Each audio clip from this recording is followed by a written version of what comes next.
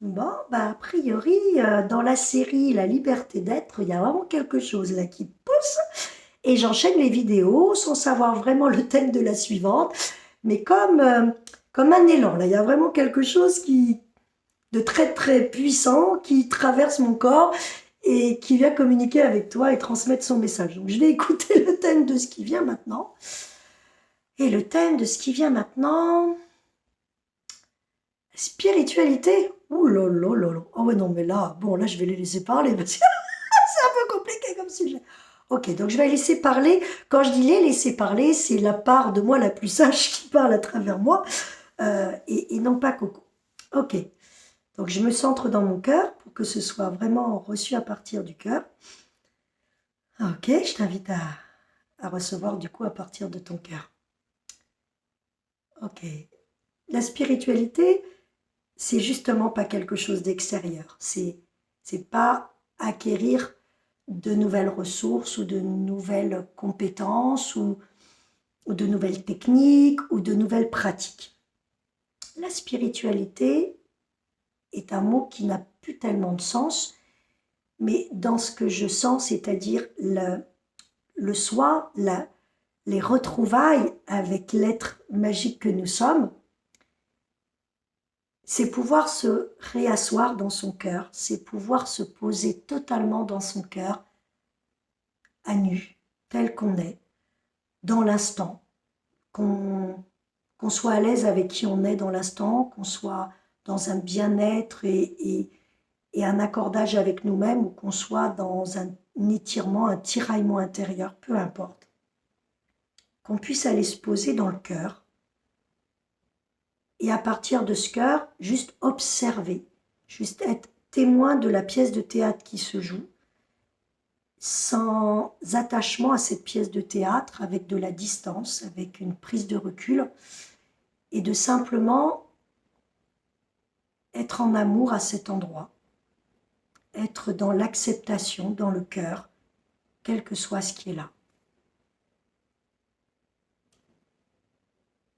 La spiritualité, c'est pas une pratique, même si il est important de pratiquer, il est important d'avoir une discipline d'écoute de soi, de retour à soi, de silence en soi, et que vous avez vos propres chemins et que ça c'est merveilleux, que ce soit la méditation, la contemplation, la créativité, le yoga, le tai chi, le jardinage, le prendre soin. Je ne sais pas quelle est votre pratique de reliance à l'intérieur. Ces pratiques sont nécessaires, elles ouvrent les voies, elles permettent qu'on ait de plus en plus de facilité à revenir à cet endroit du cœur. Et c'est la pratique, la discipline à la pratique qui est là. Mais parfois, on s'identifie à cette pratique. Et c'est comme ça que parfois on fait de la méditation, on fait du yoga, on fait des tableaux. Et là, c'est encore le personnage qui bosse. La pratique, à un moment donné, par la discipline, elle va devenir nous. Ou plutôt, nous allons nous souvenir que nous étions déjà ça. Donc, vous pratiquez de l'énergétique, à un moment donné, on apprend l'énergétique, on fait de l'énergétique. Et puis, à un moment donné, on devient un être énergétique. C'est-à-dire qu'on a tellement intégré qu'à l'intérieur, il n'y a rien qui fait. L'énergie joue. Si vous vous connectez par la créativité, bien sûr, vous avez appris des techniques de peinture, c'est OK. Vous êtes entraîné, OK. Et puis un jour, il y a la vie qui peint à travers vous. Un jour, vos œuvres sont l'œuvre de la vie, l'œuvre de la vibration du vivant, créatrice, spontanée qui vous traverse. Et ça vous dépasse, comme les peintures de Terra, comme le mandala de Valérie Derrière. C'est-à-dire que on a suffisamment dissous tout ce qui nous empêchait de laisser la vie nous traverser.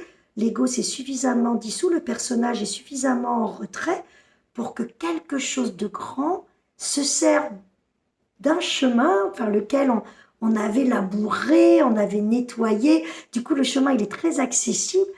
Et à ce moment-là, ça coule de source. Si votre truc à vous, c'est la pratique corporelle du yoga ou d'un sport ou d'une reliance à la nature, ben, il y a eu un moment, vous avez appris les techniques, appris les mouvements, vous les avez même peut-être enseignés. Puis un jour, dans un de vos cours ou dans une de vos pratiques ou dans une de vos contemplations, vous n'allez plus être là. Vous n'allez plus être le truc qui sait ce qu'il a à faire. Vous allez devenir yoga. Vous allez devenir yoga.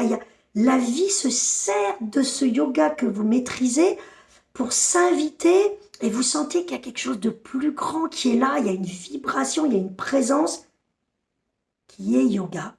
Et que vous êtes juste l'instrument de la vie en yoga, en énergétique, en créativité, en contemplation, en reliance à la nature. Vous êtes devenu l'arbre, vous n'êtes même plus là, il n'y a plus de séparation. Donc, la spiritualité, c'est ça, c'est trouver les chemins de l'âme qui nous amènent à une intériorité, qui nous amènent à des retrouvailles, qui nous ramènent à l'intérieur de nous, qui nous ramènent dans des espaces où on est vraiment en contact avec soi. Et plus on va pratiquer, plus on va ouvrir ces canaux, plus on va affiner. Et puis arrive un temps où on lâche les rituels, où on lâche la pratique, où on lâche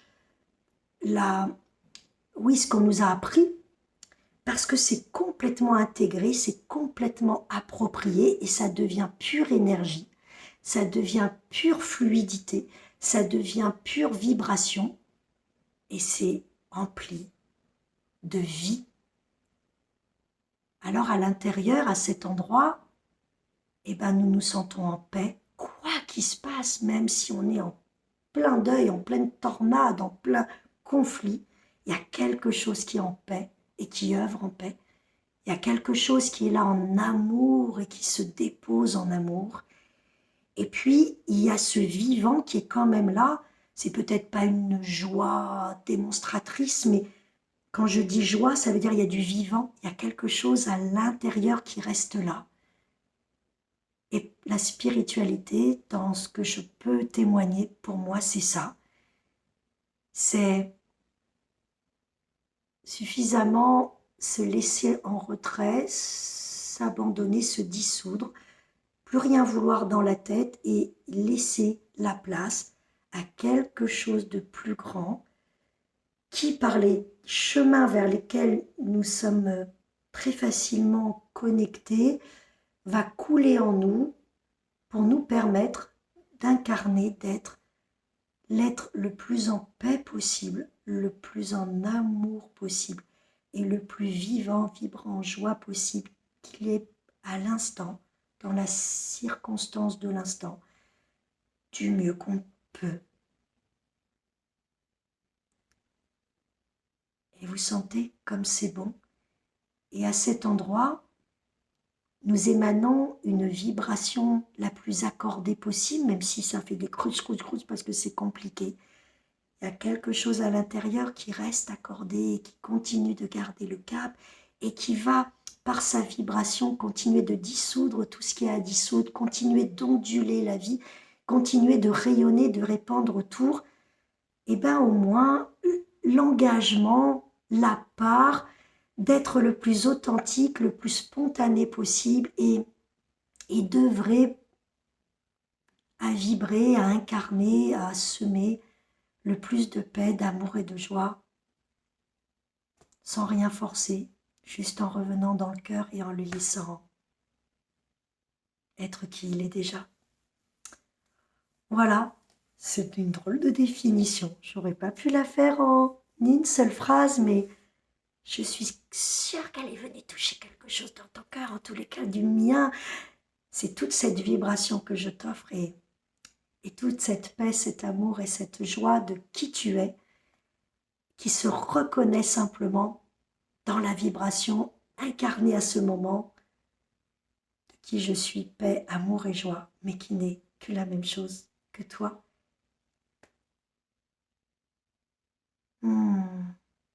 Ah, elle a fait du bien cette vidéo. Mon cœur aussi. Merci à toi d'être là. Merci. Sème la paix, l'amour et la joie.